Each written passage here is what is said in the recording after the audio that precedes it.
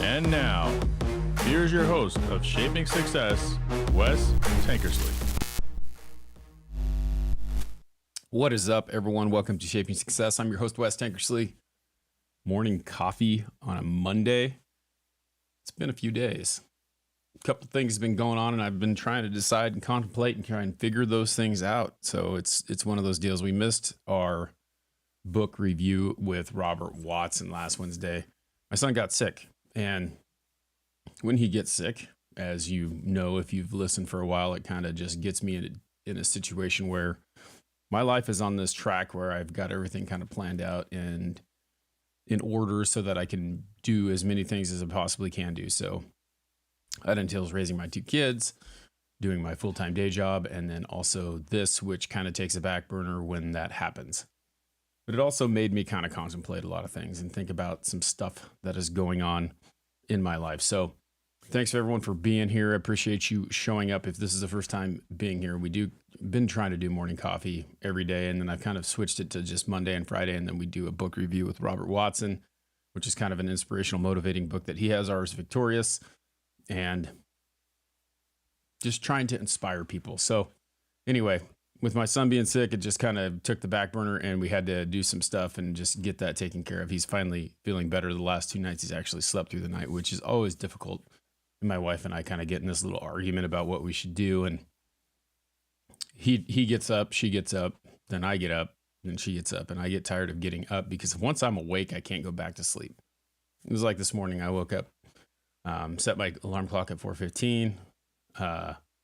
My brain wakes up, and then it starts thinking, immediately start going to those things where I can't stop and I can't turn it off. And that's what happens. So if I get up with him one time, I'd rather just go sleep on the floor in his bedroom with him, and hopefully he'll stay asleep rather than calling us and telling us to go in and out of there multiple times, which works. But then the next couple of days, he wants to sleep on the floor and he wants me in there, and that's a problem, right? So like we're all trying to navigate that, and parenthood is one of those things that's very interesting, that every kid is different and everything you do is different. And I have 2 children that are very different ages. I've got my 10-year-old daughter who is going through some stuff. You know, she's about to go through all the things that little girls go through with puberty and things like that. And then I've got my 2-year-old who is kind of like in the terrible twos. And so like, it's like this plethora of things that are going on, and we have no clue what's happening. We don't know what to do. And, you know, all parents are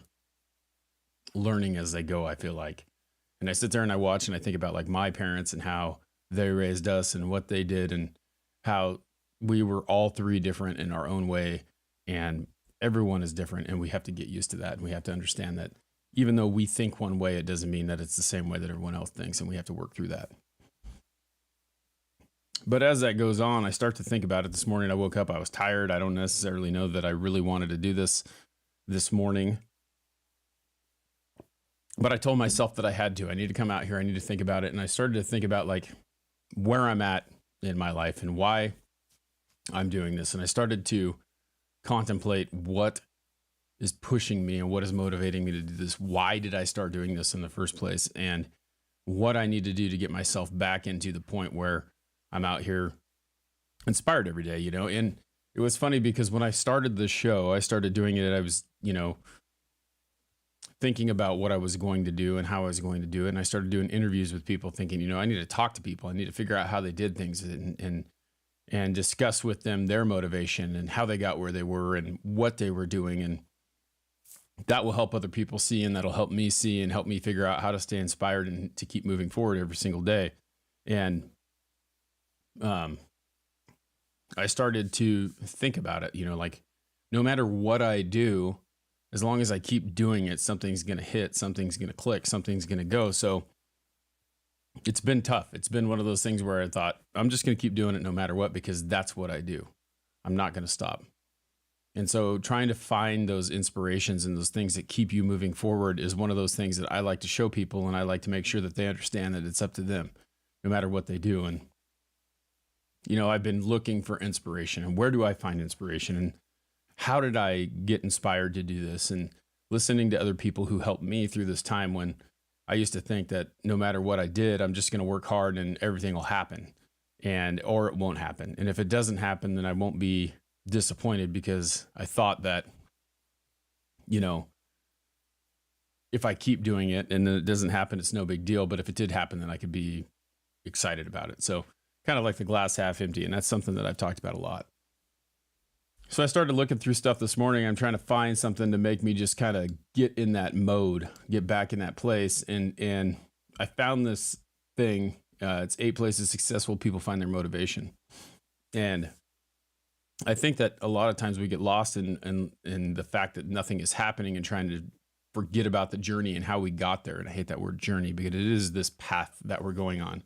And we have to have understandings of why we do things. And I'm going to kind of talk about this a little bit, but I'm going to challenge you to go through this. And, if you want to write it down, you can. And if not, I can put this link to this in the show notes on the podcast so you guys can go kind of work through it yourself. But why? You got to start with why you did it. What is your why? Why is the reason that you want to do whatever it is that you want to do?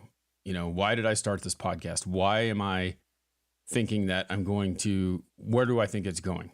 So what is the reason why I did it? And for me, it was to inspire. I'm going to break these down kind of like here talking about it, but I'm also going to go through and work through it and write it down and put it on paper so that I can look at it and kind of understand where I'm at. But why? Why did you do it? You have to figure out the why. You have to know why before you can even start doing anything. What's the reasoning behind it? So what are you going to do? Why did you want to do it? Okay. Number 2 is knowing the limiting step. Okay. Wait, what? There's a limiting step? What does that mean? Knowing their limiting step. So what is going to be your stopper? What is going to be your barrier? What is going to limit you? What is going to make it so that you can stop or you don't want to do it? And this could be simple. It could be easy. It could be, well, I don't have time. It could be, I don't have time. You can make time. Like, this is my biggest problem is that I know that I can make time. I have to figure out how to make time. But is it time? Is it family? Is it work? Is it you don't have the experience? What can you do? Okay. What is the reasoning behind not doing whatever you're doing? And again, I want you to understand that I'm thinking about this myself. This is something that I'm going through right now, trying to decide, trying to figure out, it's not that I'm going to quit doing it, but I need to figure it out. I need to reinvent what I'm doing. Why am I doing it? How am I doing it? Okay. Know the why. Embracing the hacker why. What's the hacker why? I mean, these are kind of new things to all of us. What can you do to make that happen? People will tell you that it's impossible. People will tell you that you cannot do it. What are the tools out there that you can use? Where can you find those tools? How can you figure out how to make it work? Okay. So think about that. How can you hack what you're wanting to do? Maybe you don't have the experience. Maybe you're not good at talking in front of people. Maybe you're not good about writing. Maybe you're not good at whatever you're doing. How can you find an answer? In this day and age, it's really easy to find those answers. Nikki, who's over on YouTube, great inspiration to me. You think about what she does. She has a hard time like public speaking and getting out there and getting to know people. She joined Toastmasters. That's one of those things where you got uncomfortable and you went out there and you worked towards whatever it is. So hack what you're trying to do, try and figure it out. Look for those people, look for that group, look for those things to inspire you to build yourself up, to make yourself better every single day. Okay, so stay focused on the big picture. Okay, stay focused on the big picture.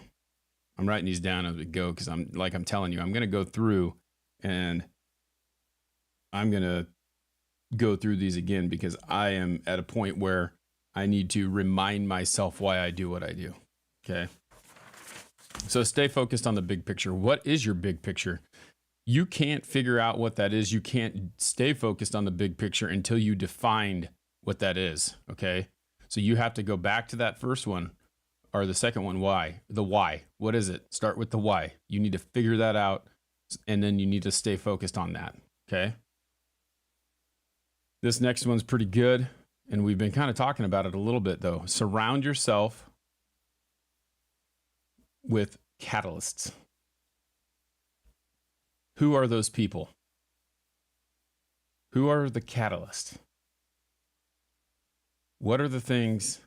Sorry, I'm writing this down real quick as I'm thinking about it. So this is one of those things people say you can't multitask, and you can't really, because I'm thinking about, like, I'm trying to do three things at one time. I'm trying to talk to you, I'm trying to read this, and I'm trying to think and process at the same time, which I'm trying to be better at. Like, I want to get better at processing. If you haven't read, there's a book that Jim Quick has that I can't stay focused on, but he talks about, being more focused, and how can you do that? How can you figure those things out? So surround yourself with the catalyst. Now think about that. And the way that I look at this and I'm thinking about it is, who are the people that you're around? Who are the people that inspire you? And this is what I'm trying to find. I'm trying to find those catalysts right now, because I've had a lot of them. I've been through a lot of them. Maybe it's time to revisit some of those previous things that I've done. Like, there is different meaning, like books, right?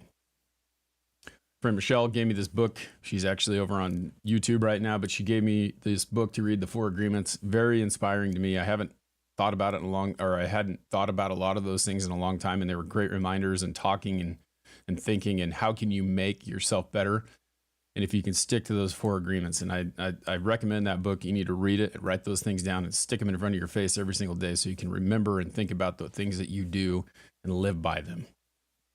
Okay, so doing that, surrounding yourself with the right people. Okay, what are the catalysts? For me, it's reading books, trying to find those information, being around those people who are trying to do the same thing that I'm trying to do, looking for that motivation to continue doing what I'm doing every single day, and then going back to the why and remembering that. Okay. Then you have to have passion about it, right? Passion is the next one. What's the passion? Why do you have passion for it?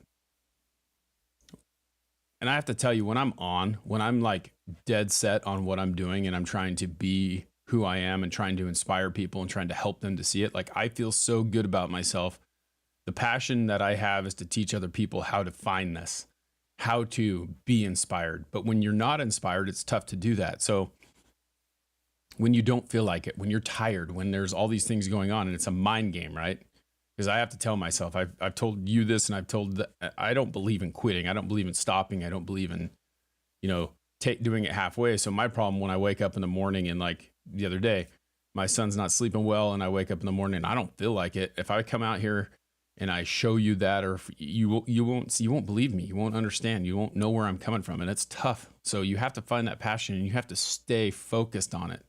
And just because you lose that passion every once in a while doesn't mean that you're not passionate about it, but you have to refocus and you have to figure it out. Okay. So have that passion. If you love what you're doing, you're going to do whatever it takes. And I need to work a little bit harder and be better about that.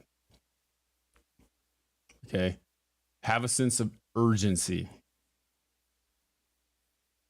One of the things that I think you get lost in, right, is when things get comfortable and you don't have that sense of urgency about it, and you get comfortable in the things that you're doing, you sometimes get lost, and you just kind of get into that autopilot, right?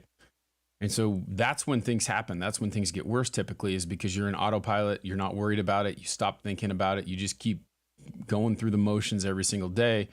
And that's one of the things that I always have this fear of, is that I'm going to get on autopilot. I'm not going to do more. And so I always have to look back and think about, what can I do? How can I do more? How can I be inspired?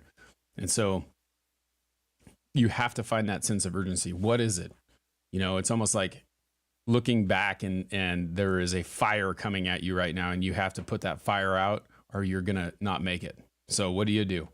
You run from the fire, you grab the water, you do whatever you can to stop the fire from happening. And you have to have that urgency of, your life is on the line. What can I do to make it better, right? And then what I want you to think about this. How do you create healthy habits, healthy and effective habits? Okay, so there's a fine line, right? Sorry, I'm writing this down. It's a little bit longer. There's a fine line, right, with effective in healthy habits, right? So how do you do that? How do you create those effective and healthy habits? So is it healthy for you? Is the goal that or the desire that you have, what you're doing, how can it be healthy? How can you keep doing it? And to me, it's like, am I tired? Can I make it? Is it good for me? Is it good for my family? Is it good for the people around me that I'm, with, and I have to be around and surrounding myself with all the time? So create those healthy habits. If it's getting up and working out, because that is something that you need to do in order to function properly, do it. If things like that, if it just gets tough, you need to create those healthy and effective habits. So don't stop, don't quit, continue moving forward. And I hope that you guys have a great day, but I want you to think about that as you're going through it. What can you do to inspire yourself to be better? All right, so that's where I'm at right now. Sounds like YouTube is being glitchy. Hopefully the audio is okay, but this is where we are at. And until next time, I challenge you to find the shape of your success.